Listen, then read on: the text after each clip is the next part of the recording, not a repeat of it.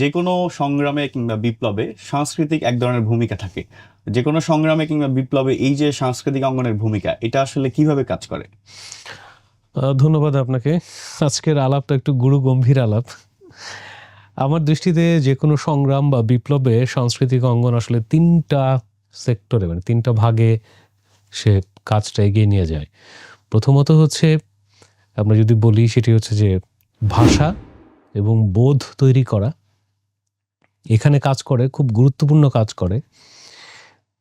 দ্বিতীয় সেটি হচ্ছে যে এই পুরো, ধরুন যে মানে প্রত্যেকটা, তো আমরা তো সবগুলি বিন্দু বিন্দু, প্রত্যেকটা বিন্দুর আলাদা কষ্ট আছে।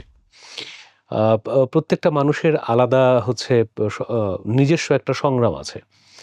এই সবগুলি মানুষকে একত্র করে হচ্ছে, মানে এই বিন্দুগুলিকে সব এক জায়গাতে নিয়ে আসে হচ্ছে সংস্কৃতি।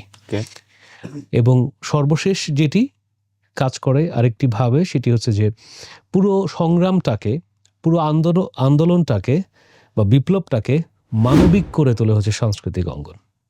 আপনি পৃথিবীর ইতিহাসে এমন কোনো সাংস্কৃতিক কর্মকাণ্ড দেখতে পাবেন না যেখানে মারকাটারি কোনো কথা বলা হয়। সো এই পুরো সংগ্রাম, বিপ্লব, এই সব কিছুর মধ্যে সবচাইতে মানবিক বোধ জাগ্রত করে বা এই পুরো আন্দোলনটাকে মানবিক করে তোলে আসলে সাংস্কৃতিক অঙ্গন। সো যে কোনো সংগ্রামে, যে কোনো বিপ্লবে এই ৩টি ভাগেই হচ্ছে আসলে সংস্কৃতি কাজ করে থাকে।